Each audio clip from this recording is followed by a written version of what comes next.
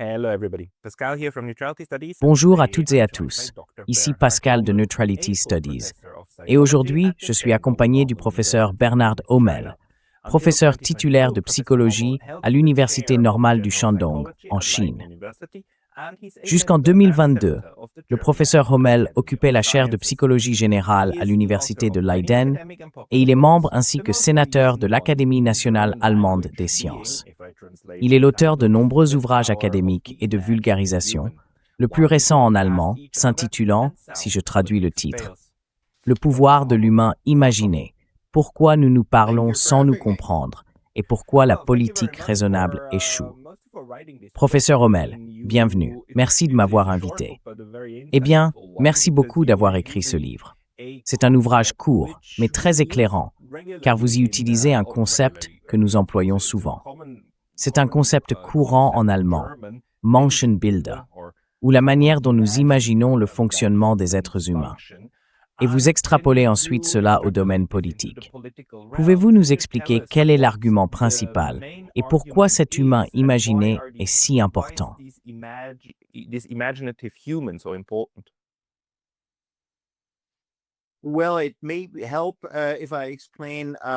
Eh bien, cela peut aider si j'explique comment j'en suis venu à écrire ce livre, mais nous pourrons en parler plus tard, si cela vous intéresse. L'idée de base, c'est que, avant de commencer à réfléchir et à discuter de nos arguments, par exemple, dans une discussion politique, disons que nous avons un désaccord sur, je ne sais pas, l'avortement, et que vous avez une opinion différente de la mienne, ce que l'on observe généralement, c'est que les gens n'arrivent nulle part. Nous trouvons rarement des conclusions, des accords, des intérêts communs. Nous ne sommes donc plus capables, ou peut-être ne l'avons-nous jamais été, de transformer le désaccord en nouvelles perspectives intéressantes. Et je veux savoir pourquoi.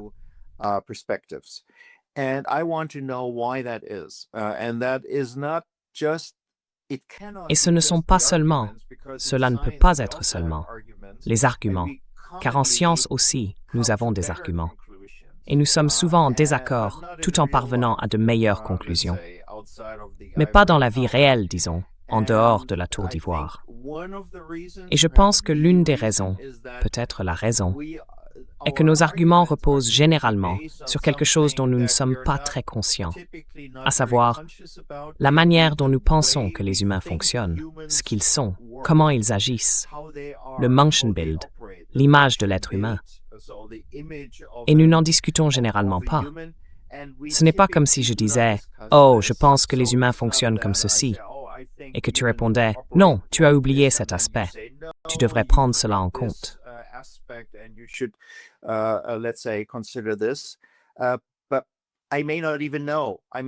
Mais il se peut que je ne le sache même pas.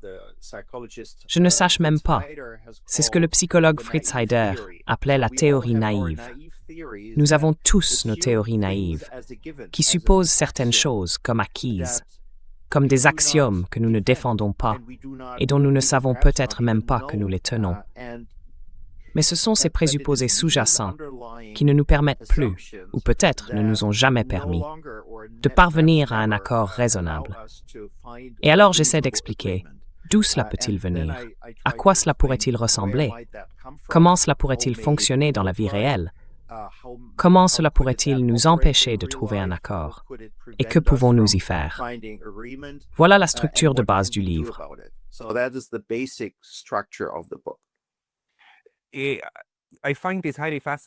Je trouve ça extrêmement fascinant, car nous le voyons tout le temps.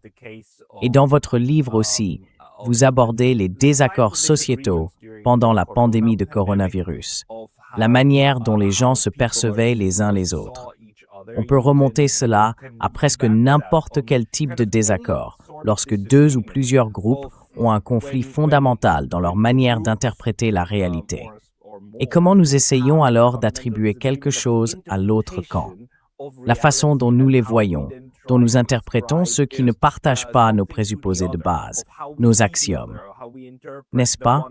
Pourriez-vous développer un peu ce point? Can you extrapolate on that a bit?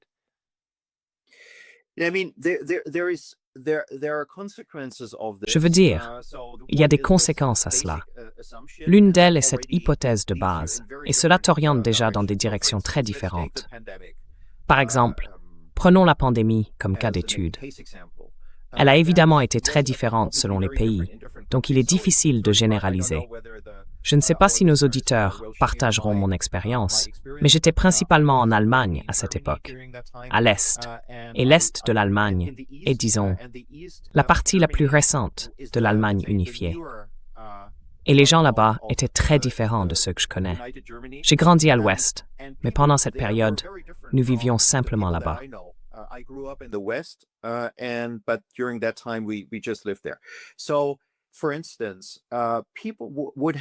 Par exemple, les gens ont eu énormément de difficultés à porter un masque en papier. Et je me suis demandé à quel point est-ce difficile dans une situation aussi menaçante de porter un masque en papier. Disons que vous prenez le tram ou le train, ou peu importe. Est-ce vraiment si compliqué? Bien sûr, votre liberté est un peu limitée, mais pas beaucoup. Ce n'est pas une restriction dramatique de la vie quotidienne. Et pourtant, les gens ont eu énormément de difficultés. Je me suis donc demandé, d'une certaine manière, cela déclenche chez eux des réactions différentes de celles que j'ai. Ou encore, ma femme est italienne, donc nous étions aussi exposés à la presse italienne et aux articles des journaux sur la pandémie.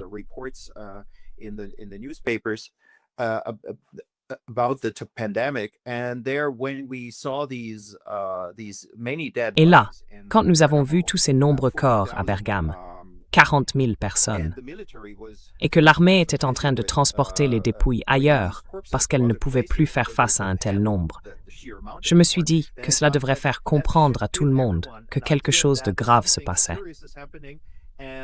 Et pourtant, beaucoup de gens disaient « Oh, ce n'est qu'une grippe, ne t'en fais pas », et ainsi de suite. Je ne comprenais plus les gens. Et cela arrive souvent. De plus, si l'on pense au comportement électoral aux États-Unis, cela a essentiellement brisé le terrain d'entente au sein de nombreuses familles.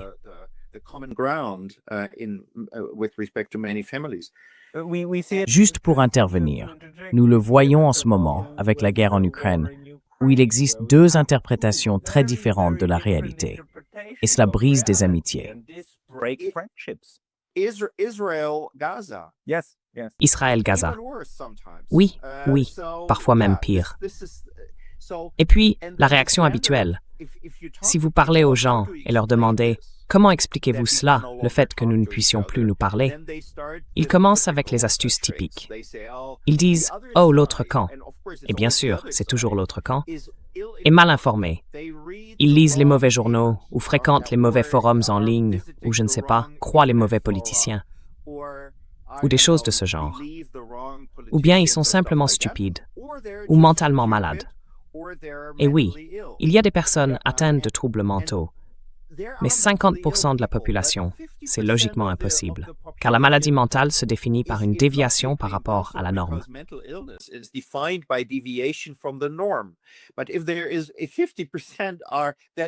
Mais si 50% le sont, alors c'est la norme.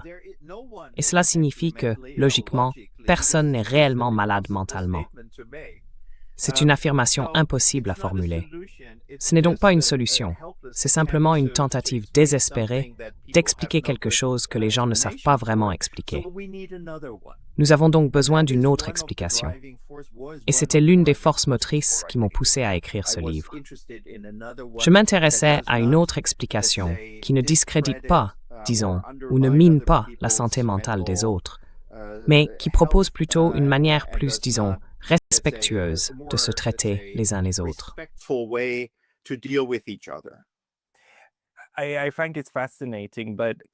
Je trouve cela fascinant, mais pourquoi te concentres-tu sur le build, l'image de l'humain, ou l'imagination de la manière dont nous imaginons les humains?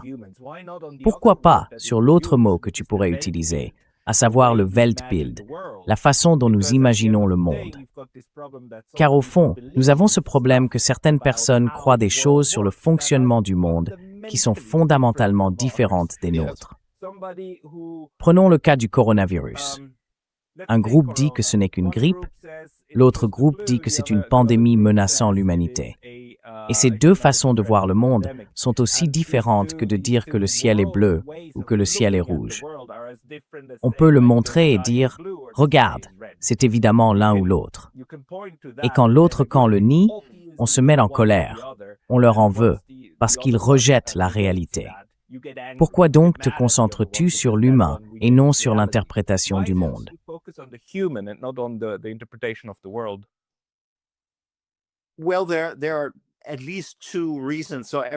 Eh bien, il y a au moins deux raisons. Chacun a une perspective et y est lié d'une certaine manière, limitée, pourrait-on dire. L'un des moteurs, c'est que je suis psychologue, donc je m'intéresse aux individus, à leurs différences et à la façon dont ces différences expliquent les comportements. Cela ne veut pas dire que les autres perspectives sont moins intéressantes, mais celle-ci est la mienne. Et je ne suis pas, disons, un auteur de livres grand public par nature. Je suis plutôt un universitaire, quelqu'un de la Tour d'Ivoire. Je fais de la science fondamentale.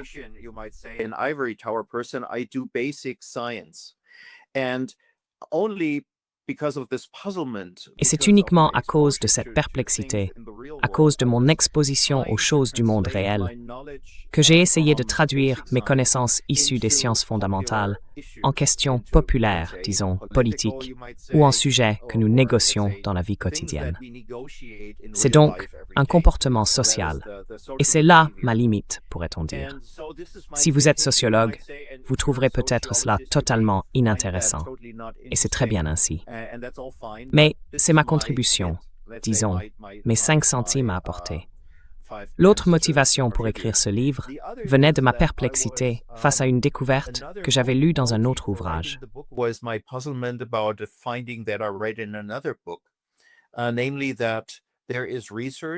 À savoir qu'il existe des recherches que je ne connaissais pas auparavant, montrant qu'il est possible de prédire le comportement électoral lors d'élections politiques à partir des gènes. Et là, je me suis dit quoi? Je ne fais pas partie de ces gens qui ignorent les gènes ou pensent qu'ils ne devraient pas avoir d'importance. Parce que, enfin, beaucoup, surtout dans les milieux woke, considèrent même le simple fait d'en parler comme un véritable tabou. Parce que nous serions tous pareils, des ardoises vierges. Et enfin, je sais bien que ce n'est pas le cas. Et cela ne me dégoûte pas. Je le prends comme un fait. Le reste, disons, relève de la science empirique, à savoir comment, en quel sens, dans quelle mesure et ce qu'il en reste, et ainsi de suite.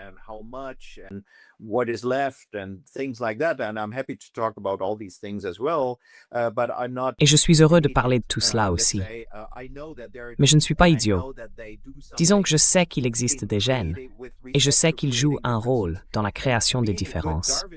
Et en bon darwinien, c'est absolument logique et nécessaire. Car sur quoi repose la survie?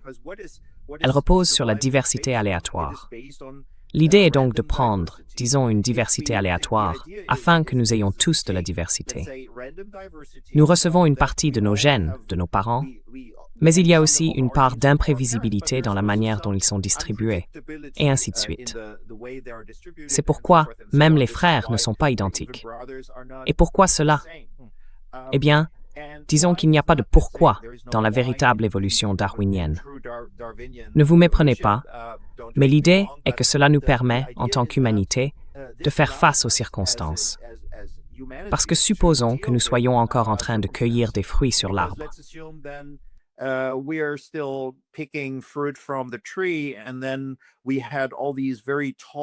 Et puis, nous avions tous ces hommes très grands qui se cognaient sans cesse contre l'arbre, contre tous ces fruits. Et nous nous demandions, pourquoi les avons-nous? Eh bien, à un moment donné, peut-être que les arbres deviennent plus hauts, et seuls les grands peuvent nous aider à cueillir les fruits. Ainsi, du jour au lendemain, pour ainsi dire, ces personnes sont devenues une contribution utile à la société ou des membres à part entière de celle-ci. C'est pourquoi nous devons rester ouverts à la diversité, parce que nous ne savons jamais ce qui peut nous arriver. Et puis à un moment donné, ces personnes deviennent extrêmement importantes, même si elles semblent folles aujourd'hui. Mais la question est alors, bien sûr, que peut faire un gène, logiquement, pour vous amener, disons, à voter pour le parti X? Et bien sûr, il faut être réaliste. Lorsque nos gènes se sont développés, il y a des centaines de milliers d'années, il n'y a pas de parti.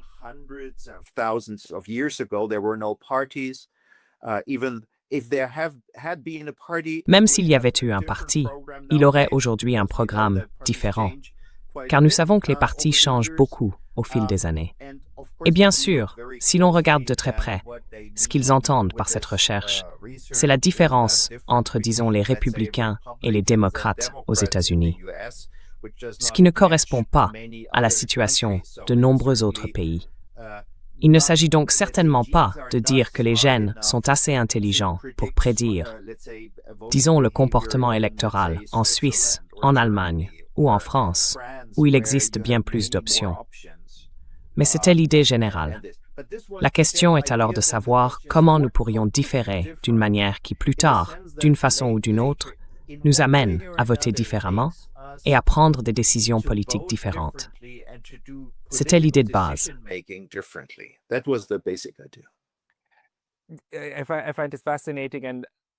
Je trouve cela fascinant.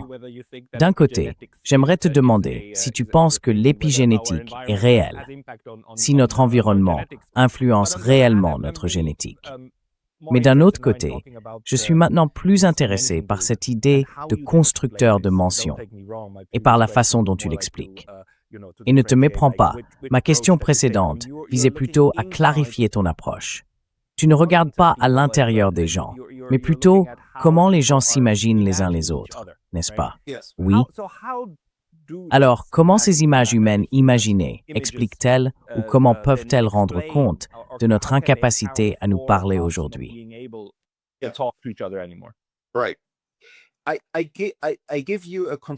Je vais vous donner un exemple construit, parce que, je ne sais pas, je ne peux pas vous fournir de données à ce sujet, mais c'est une façon possible dont cela pourrait apparaître.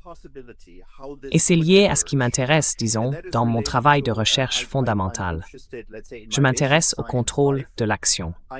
Alors, la question est, comment pouvons-nous, par exemple, si je vous demande de lever le pouce, le faire immédiatement, sans problème? Vous n'y pensez même pas. Et c'est fantastique. Et c'est pour cela que nous n'y pensons jamais. Mais si l'on considère les mécanismes en tant que psychologue, on se dit, c'est assez compliqué. Parce que pour que cela se produise, beaucoup de choses doivent se passer. Votre cerveau doit envoyer des signaux à votre main, et ainsi de suite. Et d'où cela vient-il?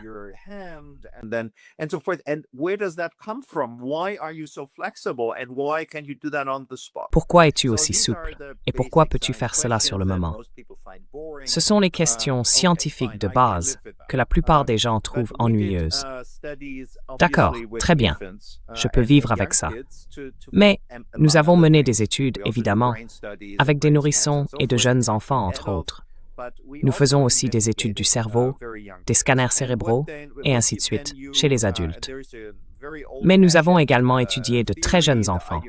Et puis, il existe une théorie très ancienne, la théorie idéomotrice. L'idée, c'est que, disons, nous parlons des années 1850 environ. Les gens avaient déjà cette idée, sans savoir comment l'étudier expérimentalement. Mais ils en avaient déjà le concept général. À savoir, supposons que tu sois un nourrisson. Tu n'as aucune idée, disons. Ce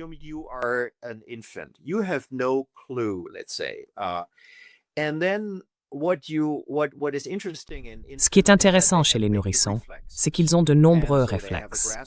Par exemple, ils ont un réflexe de préhension. Dès qu'on touche leur main, ils la referment. Moi étant le nourrisson, bien sûr. Heureusement, ces réflexes disparaissent plus tard. Sinon, nous serions dans une situation très étrange, car je saisirais tout le monde sans jamais les lâcher.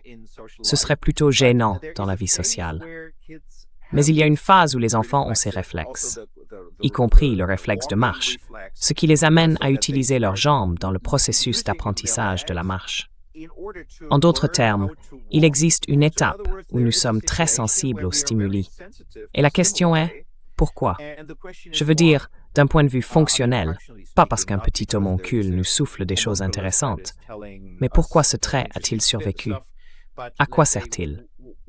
did that survive? What's purpose does it serve? And the point is that we learn, that's the ideomotor. Et l'idée, c'est que nous apprenons, c'est l'hypothèse idéomotrice. Nous apprenons ce que nous pouvons faire dans ce monde et comment le faire. Par exemple, supposons que mes parents me donnent un hochet, alors que je suis encore un nourrisson. Je peux ne pas être intéressé, puis parfois il m'arrive de toucher le hochet, et je me dis « Oh, il fait un bruit ». D'accord, je fais un bruit. Et tu sais comment sont les bébés? Ensuite, ils secouent le hochet pendant une demi-heure. Ils sont très excités. Et c'est ainsi qu'ils apprennent à relier, à associer les schémas moteurs à un son, n'est-ce pas? Voilà. Et ils mémorisent toutes ces choses. Ils retiennent que, si je bouge mes jambes comme ceci, je passe de A à B, et ainsi de suite. Ils apprennent donc à utiliser leur corps d'une certaine manière afin d'obtenir des effets particuliers. In particular ways in order to achieve particular effects. So you have an action, let's say, which is first a movement. Donc, vous avez une action, disons, qui est d'abord un mouvement, pas encore une action, car une action est intentionnelle. Et au début, vous n'avez pas d'intention, parce que vous ne savez pas encore ce que vous voulez accomplir. Mais ensuite, vous apprenez, « Ah, si je fais ceci, j'entends ce son. » Vous créez donc une association, et plus tard, vous pouvez penser à ce son et vous dire, pas forcément de manière consciente, « Ah, c'était agréable, j'aimerais revivre cela. » Mais maintenant, vous savez, « Ah, pour cela, je dois faire ceci. » Voilà. En d'autres termes, l'association fonctionne dans les deux sens. Elle va du mouvement à l'effet de l'action, au résultat de l'action, et inversement. Ainsi, je peux utiliser l'idée du résultat de l'action pour faire bouger mon corps de la manière que j'ai apprise afin de produire ces résultats.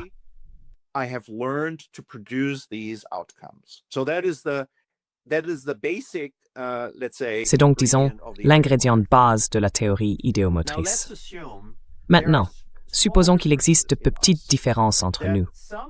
Plus tard, nous avons l'intention, nous avons les moyens ou le mouvement, et nous avons le résultat. Ainsi, chaque action, chaque décision, tout suit cette logique. Nous avons l'intention n'est rien d'autre qu'une imagination du résultat. Et cela déclenche le schéma moteur associé, qui produit ensuite le résultat que j'avais imaginé auparavant. C'est ainsi que nous réalisons des idées et que nous les rendons réelles dans ce monde. Maintenant, supposons qu'il existe de petites différences dans l'intention. Certaines personnes s'intéressent davantage, disons, à la relation entre l'intention et les moyens, tandis que d'autres s'intéressent davantage à la relation entre l'intention et le résultat.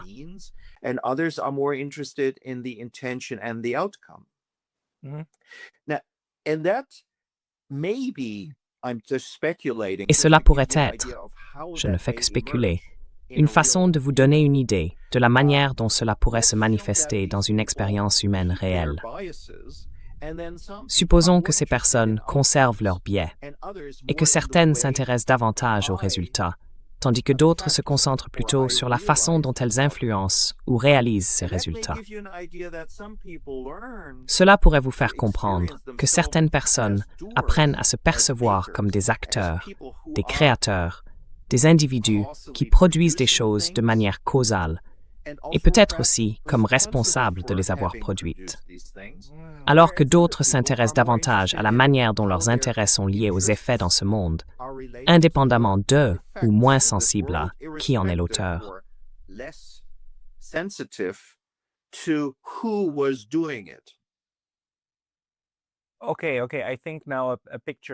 D'accord. Je crois qu'une image commence à se former dans mon esprit.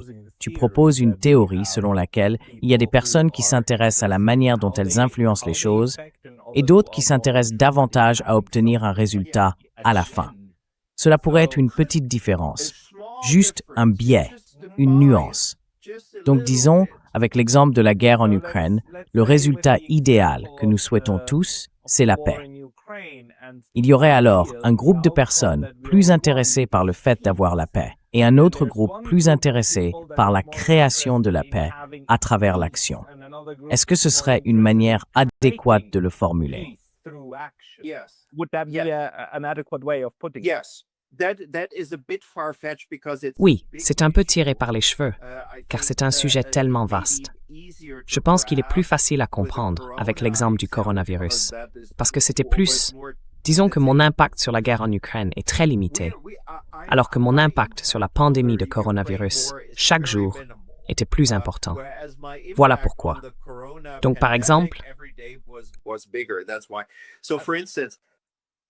Sorry, I just want to interject because, like, Désolé, je voudrais juste intervenir, parce que ce que vous avez expliqué me parle vraiment.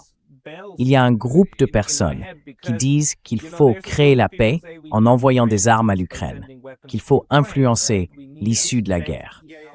Et puis il y a un autre groupe auquel j'appartiens qui dit non, envoyer des armes ne fait que créer plus de guerre. Donc ce que nous devons faire, c'est ne pas le faire, afin de créer une situation où les armes se taisent. A situation where the weapons are silent. je suis tout à fait d'accord. Ces sujets sont intéressants et je pense qu'ils peuvent aussi être liés. J'ai simplement peur que le saut soit un peu trop grand à ce stade. Laissez-moi donc proposer un autre exemple, peut-être tiré de Corona. Supposons, les gens parlent souvent de valeurs. Et qu'est-ce que c'est? Les valeurs ne sont, je dirais, que des pondérations de choses. Permettez-moi de donner peut-être un exemple un peu étrange que j'ai dans le livre, à propos de mon premier, forum en l'absence d'Internet. Nous parlons donc de 1980, et il y avait une élection en Allemagne. J'étais un nouvel étudiant à l'université de Bielefeld.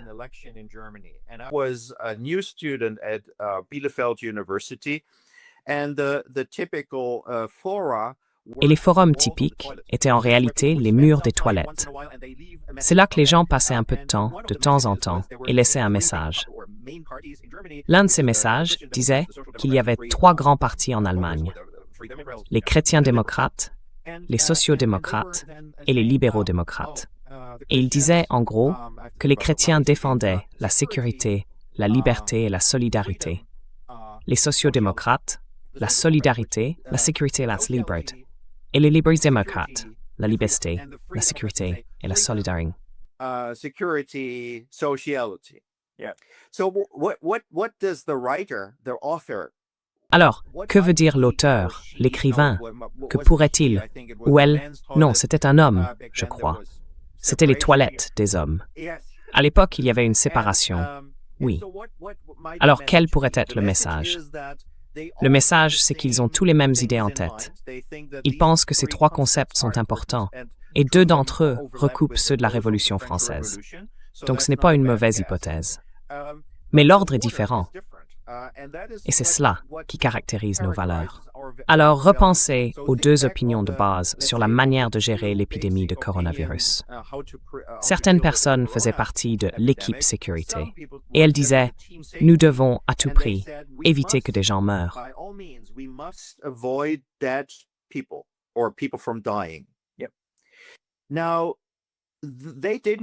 Ils ne se souciaient pas tellement de la liberté ou des restrictions de liberté, tandis que d'autres s'emportaient en disant « Oh, allez, j'ai envie de me promener la nuit. Comment pouvez-vous m'en empêcher? C'est la chose la plus importante que je fasse chaque jour. » Bon, peu importe. Mais ensuite, bien sûr, ils n'auraient jamais accepté, disons, des restrictions à la liberté. Et la question fondamentale est celle-ci. C'est ce que j'appelle la question des pommes et des oranges. Ce genre de choses est typique en politique.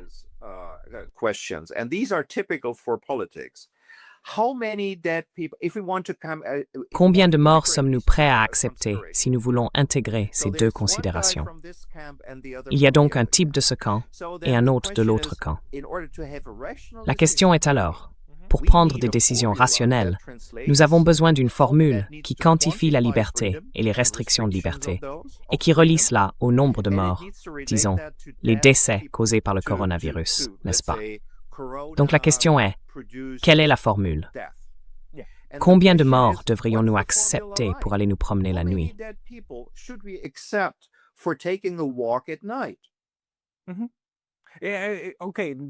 D'accord. Ça devient une évaluation très utilitariste de la façon dont la société fonctionnerait. Mais tu parles à résoudre. Non. No. That's the problem. So, and that is why basically C'est bien là le problème. Et c'est pourquoi, en gros, nos modèles sur le fonctionnement humain, eh bien, prenons un autre exemple, l'écart de rémunération entre les sexes. Certaines personnes s'intéressent surtout aux résultats, aux effets de l'action. Et l'effet de l'action, c'est qu'il existe des différences. D'accord, que les femmes, en moyenne, selon le pays, ont, disons, un revenu moyen inférieur à celui des hommes. D'accord, c'est un fait. C'est facile à calculer. Et ensuite, la question est, quelle en est l'implication? Certains disent, nous ne pouvons pas accepter cela, c'est impossible. Et d'autres disent, eh bien, les gens font des choix différents.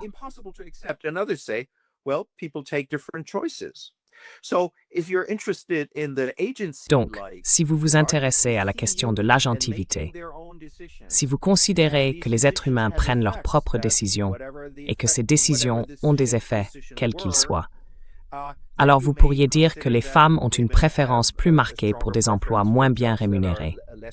Ou, si ça ne vous convient pas, il faut augmenter les salaires. Simple. D'accord. Donc il faut mieux payer, je ne sais pas, les métiers typiquement féminins. Mais personne ne veut faire cela.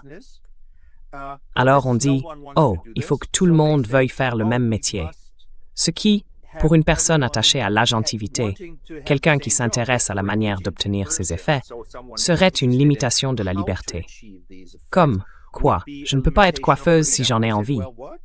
I cannot be hairdresser whenever I want. I need to be the boss of a company. J'ai besoin d'être le patron d'une entreprise uniquement parce que tu penses que le résultat doit être le même. Pourquoi? Pourquoi cela devrait-il être le cas? Alors que d'autres disent, mais regarde, le résultat est différent et c'est impossible à accepter. Donc, si tu te concentres uniquement sur le résultat, sans comprendre ni te soucier de la manière dont les actions et les décisions individuelles ont produit ce résultat, tu en viendras à des idées très différentes de celles de ceux qui pensent que les résultats sont, disons, le produit de choix individuels. Et tu pourras ensuite critiquer ces choix, mais si tu laisses la liberté s'exprimer, alors ce n'est tout simplement pas ton putain de problème, dirait-on. Et cela conduit à des idées totalement différentes, et ces idées ne se rejoindront jamais. Nous ne pouvons donc pas résoudre ce problème.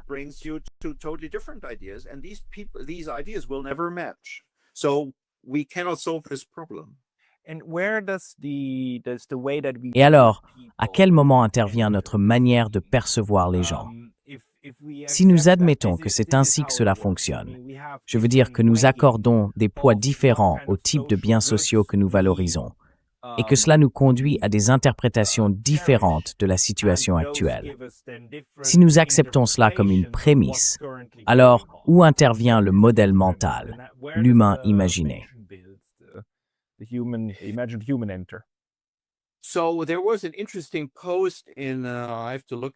Il y avait donc un post intéressant sur « Laisse-moi réfléchir ». Il faut que je le retrouve. Je crois que c'était sur un forum américain, quelque chose qui commence par un S. Bref, il faisait référence à une étude portant sur la relation entre républicains et démocrates, ceux qui sont enregistrés aux États-Unis, dans les différentes disciplines scientifiques.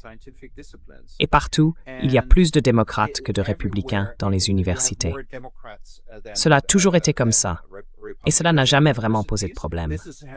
S'il existe un léger biais, eh bien soit, tant qu'il y a une représentation à travers, disons, tout le spectre des attitudes politiques, il n'est pas forcément nécessaire de compter « Oh, mais il y a plus de ceci que de cela ».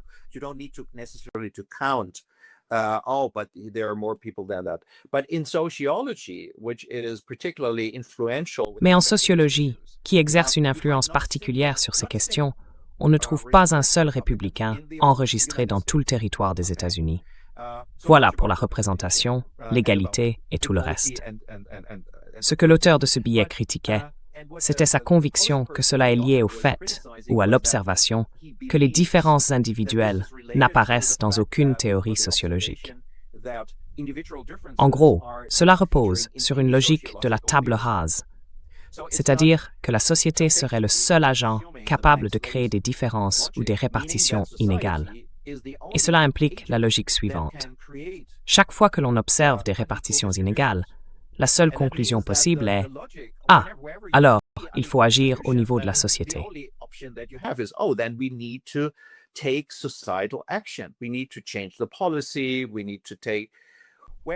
Nous devons changer la politique. Alors que si l'on suppose qu'il y a quelques personnes, et pourquoi cela serait d'une certaine manière corrélé au fait d'être républicain, j'ai quelques idées à ce sujet, mais c'est une question intéressante en soi. Adopter le point de vue de l'agence reviendrait à dire que, bien sûr, cela pourrait aussi être le résultat des choix que les gens font. Pourquoi cela ne serait-il pas le cas? Il n'y a donc pratiquement plus aucune notion d'agence dans toute cette discipline. Et c'est différent dans d'autres disciplines, et ainsi de suite. En chimie, je pense qu'il y a beaucoup plus d'agences, ce qui est logique, car elles s'intéressent, disons, à la causalité réelle dans le monde, et non simplement à des causalités supposées ou interprétées.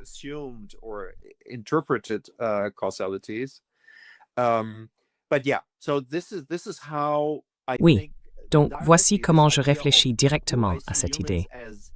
Est-ce que je vois les êtres humains comme des agents individuels, engagés et responsables des conséquences de leurs actions? Et est-ce que je vois la situation telle qu'elle est, comme le résultat et la conséquence de cette action individuelle? Ou est-ce que je vois les gens comme des reflets? C'est pour cela que j'appelle cela la vision réflexive des personnes. Est-ce que je les vois comme entièrement façonnés par leur environnement social? C'est dans sa forme extrême, l'hypothèse marxienne, mais elle se retrouve aussi dans de nombreux autres domaines, y compris dans toute la discipline de la sociologie. Et c'est ainsi que la dimension individuelle entre au moins dans les conclusions que l'on tire des observations.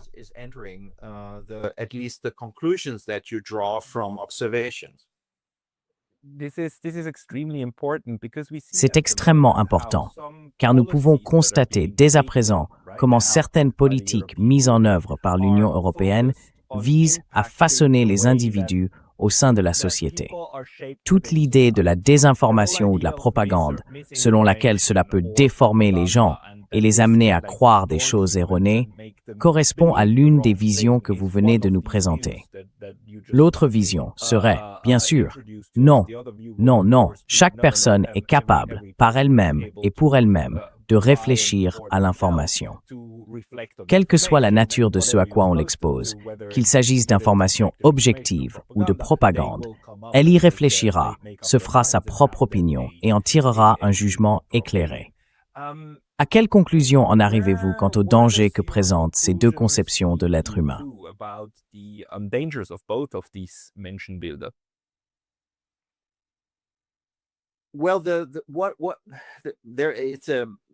Eh bien, il y a plusieurs niveaux de problèmes. Choisissez simplement celui sur lequel vous souhaitez vous concentrer. Mais vous pourriez dire « Oh, pourquoi pas ?» Les politiciens et les partis politiques qui dirigent les pays changent. Et vous pourriez dire « Eh bien, parfois, un parti promeut, disons, un certain modèle de l'être humain, puis un autre prend le pouvoir. Et alors vous en avez un autre. Où est donc le problème? Il suffit d'attendre un peu. Comme on dit en Grande-Bretagne, vous n'aimez pas le temps? Attendez une minute, car il change si souvent. Donc, il suffit d'attendre quelques années, et alors votre Menschenbild pourrait être, disons, bien plus compatible avec les politiques. Le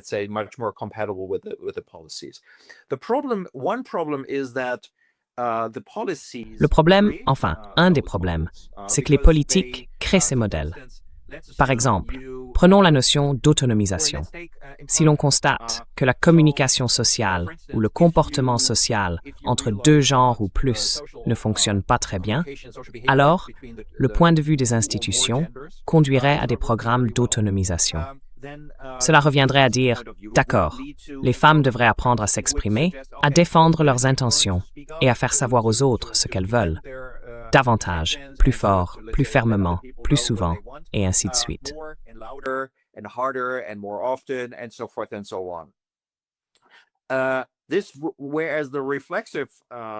Alors que le modèle réflexif suggérerait non, il faut apprendre aux hommes à ne pas occuper autant d'espace dans le tramway, comme on le critique souvent, ou à ne pas parler aussi souvent, aussi fort, et ainsi de suite. Il faudrait donc apprendre aux gens, disons, aux groupes dominants ou à ceux considérés comme tels, à réduire leur impact sur les autres. Les conclusions seraient très différentes. Mais on pourrait alors dire, d'accord, après 4 ans, l'autre partie prend le pouvoir et un programme est remplacé par un autre. One program will be replaced by the other. The problem is, Le problème, c'est que, prenons par exemple le programme vulcaniste, qui a été beaucoup plus influent aux États-Unis qu'en Europe centrale, même s'il a aussi eu un certain impact ici. Si l'on prend par exemple, ce n'est pas vraiment une métaphore, c'est en fait assez similaire sur le plan de la causalité. Prenons l'hygiène. Nous nous lavons les mains beaucoup plus souvent qu'autrefois. Il y a des décennies, nous le faisions à peine. Dans de nombreuses régions, il n'y avait pas d'approvisionnement en eau, et ainsi de suite. Donc c'était tout simplement impossible. Le savon n'était pas aussi courant ni aussi bon marché qu'aujourd'hui. Nous apprenons donc à nos enfants à se laver les mains tout le temps. Or, cela n'a pas réduit les infections, mais a plutôt accru, disons, notre vulnérabilité à tomber malade, car cela réduit la résilience.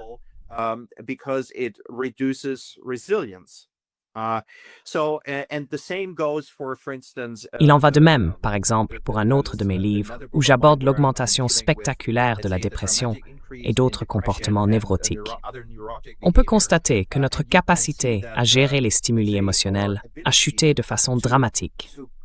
Nous sommes beaucoup plus affectés, car notre résilience, disons, celle du Marlboro Man, n'existe plus. Le Marlboro Man, ou Clint Eastwood, par exemple, étaient des modèles, du moins pour les hommes, mais il y en avait de semblables pour les femmes, qui vous apprenaient à devenir plus durs, moins empathiques, moins sensibles, et ainsi de suite. Au cours des 20 dernières années environ, on nous a enseigné exactement l'inverse. Nous devrions être beaucoup plus sensibles, beaucoup plus empathiques, et ainsi de suite, ce qui a ouvert toute notre vulnérabilité à ces stimuli émotionnels considérablement accrus.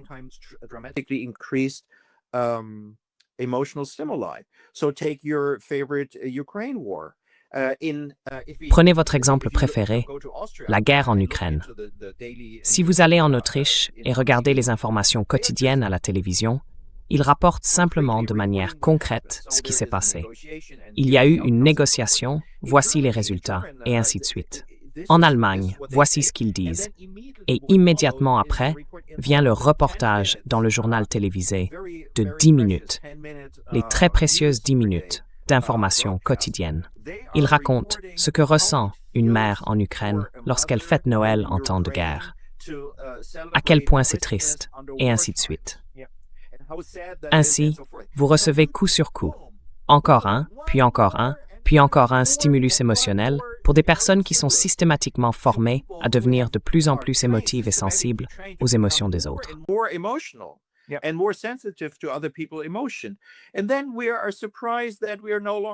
Et ensuite, nous sommes surpris de ne plus être résilients et de devenir fous. Enfin, 1 + 1, non? Nous devons mieux comprendre ce que nous faisons, et nous ne le faisons pas. C'est parce que nous ne comprenons pas nos propres biais, nos propres limites. Et c'est aussi pour cela que nous ne pouvons pas permettre à d'autres de dire « D'accord, je veux éviter que beaucoup de gens meurent pendant la pandémie. Toi, tu tiens à ta liberté. Parlons-en. » Autrement dit, essayons au moins de trouver une manière individuelle de négocier entre ces deux intérêts et de trouver un terrain d'entente où tout le monde se dit plus ou moins « D'accord, d'accord, je peux vivre avec ça. » Mais les gens ne parlent plus, ne négocient plus, parce qu'ils ont déjà abandonné. Oui. Et donc, tout ce que vous faites, c'est insulter l'autre camp. Vous pensez qu'ils sont fous, mal informés, et ainsi de suite. Oui, c'est l'un des principaux problèmes.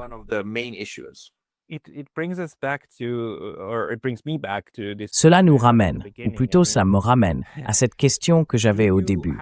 Je veux dire, faut-il supposer, ou enfin, on observe les humains et ce qui se passe, mais faut-il supposer qu'il existe une réalité indépendante de l'observateur ou non?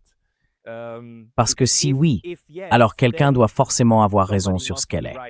S'il n'y en a pas, alors les choses sont socialement construites, ou construites d'une manière ou d'une autre. Et je ne cesse de dire que les physiciens ont dû affronter cette question depuis 100 ans avec la physique quantique. Le fait que la réalité puisse, à un moment donné, être deux choses en même temps. Bon sang. Oui. Pensez-vous aussi que cela joue un rôle?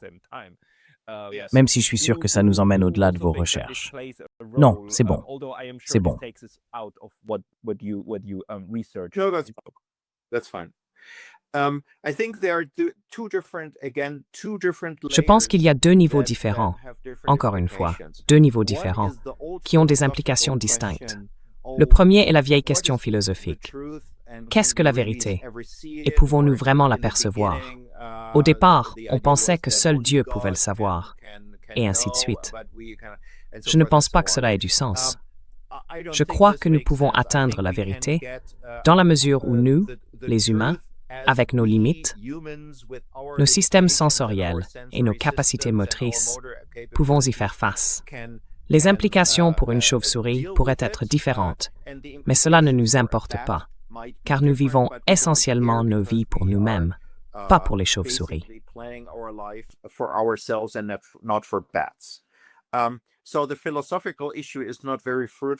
Ainsi, la question philosophique n'est pas très féconde, ni très raisonnable, ni vraiment pertinente pour cette discussion. Mais ce que vous voulez dire, je pense, est légèrement différent. Il y a des gens qui affirment qu'il n'existe qu'une seule réalité, et d'autres qui disent « non, non, il y en a plusieurs ». Mais ce n'est pas un exemple arbitraire. Imaginons que vous montiez dans un avion pour aller, disons, du Japon en Suisse, et que le commandant vous dise « Nous avons construit cet avion selon des principes que certains scientifiques jugent plausibles, tandis qu'un bon nombre d'autres sont très sceptiques quant à leur rapport avec la réalité. »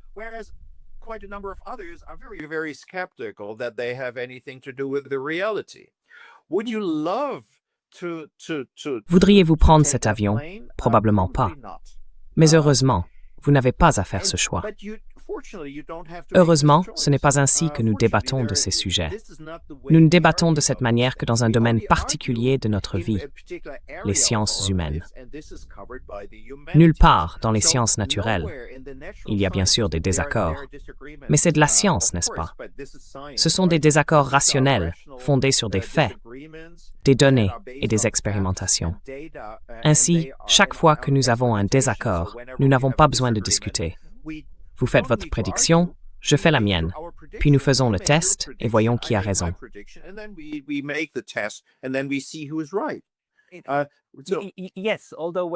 Oui, bien que lorsque nous abordons la physique quantique, c'est là que tout s'effondre et que cela ne fonctionne plus. Mais encore une fois, les niveaux, tout dépend du niveau dont nous parlons. Malgré tout, nous avons des voitures qui fonctionnent.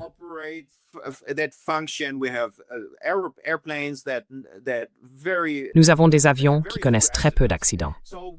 Donc, quoi que nous croyions, nous devons être très proches de la vérité, du moins en ce qui concerne les voyages, les machines, et ainsi de suite. À notre niveau d'expérience, oui, dans le monde physique. Est-ce que cela saisit le monde de la chauve-souris? Non, pas vraiment, mais ce n'est pas nécessaire non plus. Disons que nous faisons suffisamment bien. Alors que dans les sciences humaines, c'est là que surgissent toutes ces disputes. Et pourquoi donc? Je prévois d'écrire un livre à ce sujet. Le titre provisoire serait « Pouvoir et vérité ». Et il cherche à comparer la politique et la science. Donc ici, je pense que l'argument est que, eh bien, d'abord on observe que c'est seulement dans les sciences humaines que les gens formulent ce genre de débat.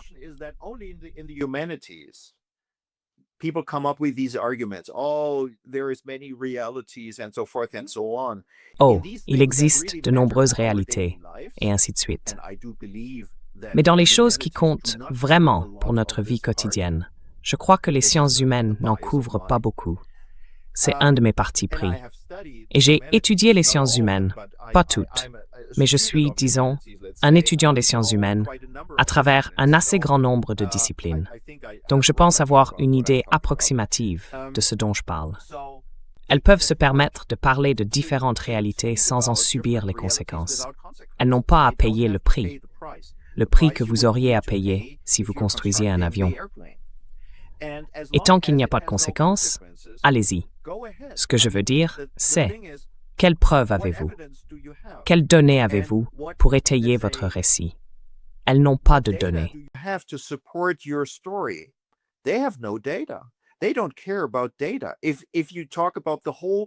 Ils ne se soucient pas des données.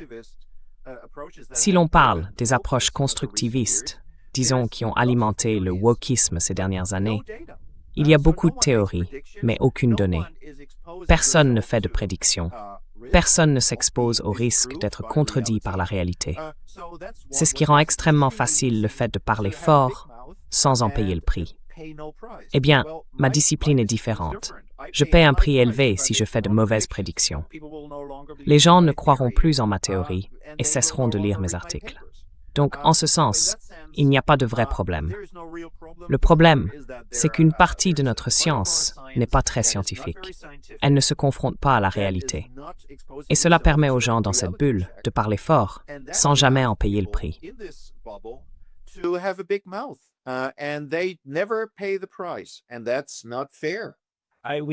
Et ce n'est pas juste. Nous devons en rediscuter car il ne me reste en fait qu'environ 3 minutes. Mais la question est très importante et elle touche à quelque chose de très fondamental. La différence entre le génocide à Gaza et la guerre d'autodéfense d'Israël contre le terrorisme. Cette différence est immense et elle est vraiment, vraiment importante. Elle détruit la vie de centaines de milliers de personnes. Mais ce sont des interprétations de la réalité. Et je pense que ce que vous évoquez avec votre idée du Mansion Build est en effet très important. La manière dont nous interprétons ce qui se passe et dont nous interprétons l'autre. Y a-t-il encore quelque chose que vous aimeriez ajouter à ce stade? Et ensuite, où les gens peuvent-ils trouver vos travaux? Y a-t-il un endroit où vous publiez régulièrement des mises à jour sur vos articles et vos livres?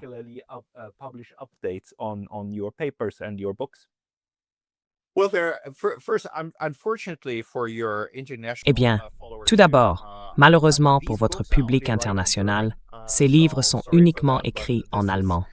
Désolé pour cela. Mais c'est pour moi une manière culturellement ancrée de m'exprimer. Tous mes autres articles sont bien sûr en anglais, mais cela relève davantage de la partie scientifique. J'ai un site web, bernardhommel.eu, où vous pouvez trouver la liste de tous mes livres en caractères gras. Vous ne pouvez pas les télécharger, car ce serait illégal, mais vous pouvez aller sur West End. Je publie toujours chez West End Publishers à Francfort, et vous pouvez consulter leur site pour quelques explications. Actuellement, j'ai 3 livres, tous portant sur des questions politiques de ce genre, ou abordés d'un point de vue scientifique, avec toutes les limites que cela comporte.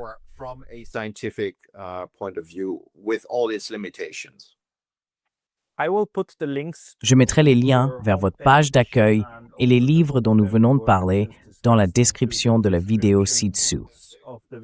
Professeur Bernard Hommel, merci beaucoup pour votre temps aujourd'hui. Merci. Thank you.